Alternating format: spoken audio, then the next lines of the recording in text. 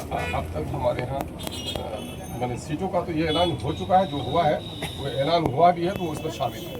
Sir अभी आपने जो बताया वो फाइनल बताया आपने, इन सीटों पर चुनाव लड़ने जा रहे हैं। भाई मैंने मेरे जुमले को आपने नहीं सुना।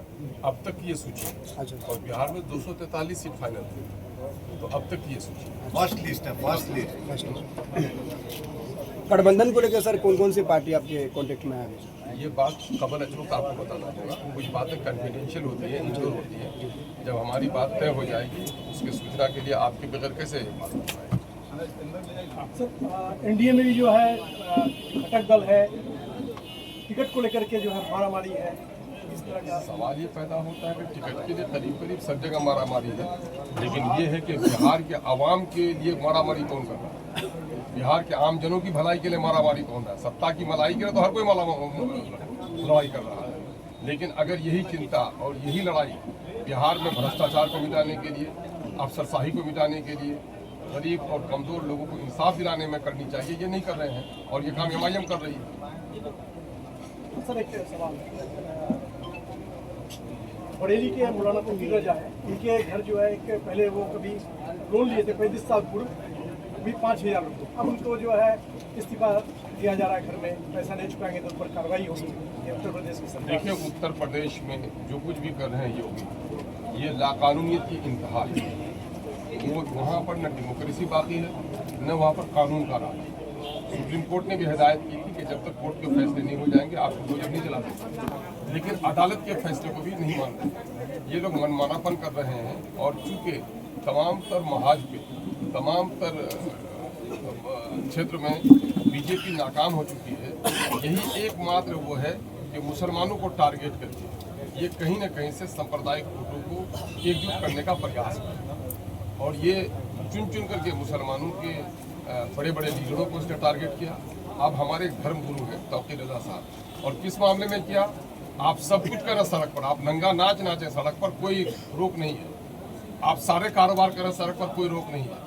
लेकिन एक आदमी जो हमको इस मुल्क में बराबरी का अधिकार है, आपको भी धर्म अधिकार है, मेरे को भी धार्मिक अधिकार है, दफ़ा 25 डिफाइन करता है कि आदमी को अपने विश्वास के मामले में आज़ादी है, वो जिस धर्म को माने, है ना। मामला ये है कि आप दुर्गा से प्रेम करते हैं, कोई लक्ष्मी से प्रेम करता है, कोई गुरु ग्रंथ से प्रेम करता है, कोई यीशु मसीह से प्रेम करता है। हमें धार्मिक आज़ादी है, तो हमारा धर्म ये कहता है कि हम अपने बाल बच्चे से नहीं, अपने जान से भी ज़्यादा जब तक प्रोफेट मोहम्मद से मोहब्बत नहीं करेंगे तब तक हम मुसलमान ही नहीं हो सकते। तो ये तो गोया हमारा फंडामेंटल राइट है और उससे हमको वंचित करने का प्रयास किया जाता है। तो तौकीर रजा खां पर एक तरफा तौर पर जालिमाना उनका। सर ये महिलाओं को, कितने महिलाओं को आप महिलाएं जिस एतबार से हमारे यहाँ है, अभी भी पुरुष प्रधान रह गया है, तो हमारे यहाँ महिलाएं जितनी आएंगी उनको सम्मानजनक फैसला करेंगे। सर आप उम्मीदवार, आज भी तो महिलाओं को अभी हमारे लोग आंगन से निकलने नहीं दे रहे हैं, तो देखें जो भी आ जाएंगी उनका आदर होगा। सर उम्मीदवारों से कसम खिलवा रहे हैं अल्लाह की, क्या कॉन्सिक्वेंस है? अच्छा, सवाल ये पैदा, सच बोलने में कोई दिक्कत है आपको? नहीं, तो सच बोलने के लिए कह रहे हैं कि अपने ईश्वर के नाम से बोलो कि हम रहेंगे।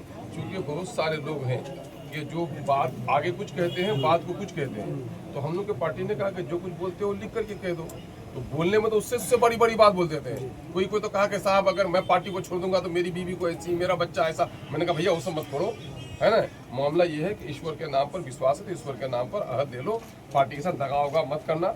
चूँकि 4 गद्दारों ने बड़ा हमको धोखा दिया है।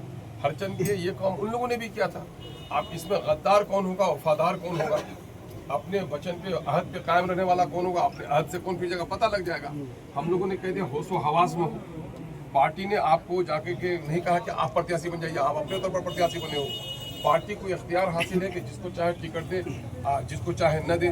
पार्टी सारी समीकरण को सामने में रखा करती है और इसके लिए मैंने कह दिया कि मैं अपने बारे में ये कहता हूँ कि अगर हमारा लीडर बैरिस्टर असदुद्दीन अवैसी साहब के अख्तुरीमान इलेक्शन नहीं लड़ेगा, जो लोग इलेक्शन लड़ेंगे उनकी जूती सीधी करेगा, तो अख्तुरीमान उसके लिए तैयार है। मैं तो यहाँ तक कह रहा हूँ, अपने लिए भी कह रहा हूँ। इसलिए हमारे सम्मानजनक है, हमारे वर्कर्स जानकार हैं, ईमानदार हैं। उन लोगों ने बेखौफ होकर कस्में खाई हैं, हम उनको मुबारकबाद देते हैं। सच्चे कार्यकर्ता यही हैं। लेकिन असल मुबारकबाद के मुस्तहिक उस वक्त होंगे जब ये सारी रिपोर्ट हम लोग भेजते हैं हैदराबाद, और अब की बार हम लोगों ने कह दिया है कि सारे फैसले हैदराबाद से होंगे, है ना, वहीं के ऑफिस से मामला होगा। चूंकि मैं खुद इलेक्शन लड़ता हूँ और मैं यहाँ नहीं रह पा रहा हूँ, तो फैसले वहीं से होंगे। उस फैसले को जो हम लोग मान लेंगे और उस पर जिनको टिकट नहीं दिया गया है और वो प्रत्याशी थे, जिनको टिकट मिल जाता है उनका साथ दे देंगे।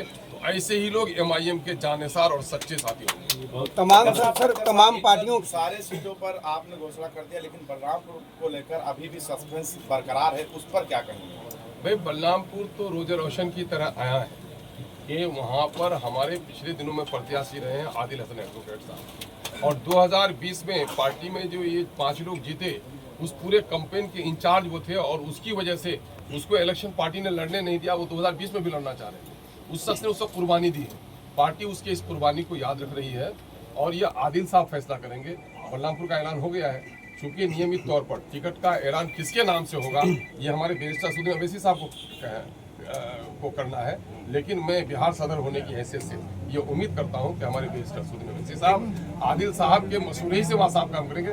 आदिल साहब वहाँ इलेक्शन लड़ेंगे तो वो टिकट फाइनल है, या अगर आदिल साहब चाहेंगे तो किसी को लड़ा सकते हैं, या आदिल साहब का हक है पार्टी। एक आखिरी सवाल ये है कि आखिरी सवाल ये है कि सारे लोगों का वीडियो आ गया है कसम खाने का।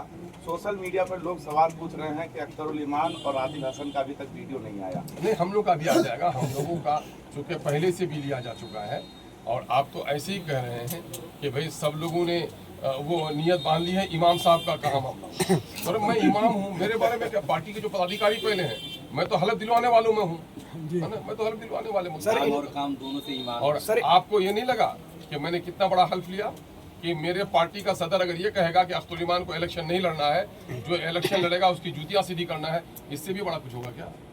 सर, इंडिया अलायंस के लोगों ने बड़े बड़े मुस्लिम नेताओं को तैयार कर दिया आपके लिए, बीजेपी की बी टीम बताने के लिए, एजेंट बताने के लिए, उन लोगों को क्या जवाब है सर? अरे गली कूचों के आवारा बच्चों की बात पर हम ध्यान नहीं देते और इस तरह के मुनाफिक साहब की बात करते। अब ये बात बताओ कि कहाँ के रहने वाले हो आप? दरभंगा के। पूर्णिया कितना दूर है आपके घर से? 250 किलोमीटर से कम होगा। चलो ये बात बताओ कि जब पिछला पार्लियामेंट इलेक्शन था तो राजद के नेता ने क्या कहा था कि अगर आप इंडिया को वोट नहीं देते हैं तो किसको दे दें? एनडीए को। किनको बोलने दीजिए, किनको दे दें? एनडीए को। किसने बोला था? तेजस्वी यादव ने। तो बताइए बीजेपी की बीटिंग कौन है? अरे भाई मैंने कहीं कहा कि दे दो? नहीं, आपने तो नहीं। किसने कहा? तेजस्वी यादव ने। तो फिर उससे क्यों नहीं पूछते हो यार? हमसे पूछते हो। लेकिन आरोप तो लगातार आप पे लगातार। अच्छा उसने और मैंने सवाल ये बताया कि गरीब का बच्चा तंबाकू भी खाए तो वो शराबी कहलाए, और बड़े आदमी का बेटा शराब के नशे में नंगा भी हो जाए तो मुहज्जब कहलाए। ये तो बड़ी अजीब सी बात है यार। सरकार जी, चोरों को नजर आते हैं सारे चोर, यही समझिए। सही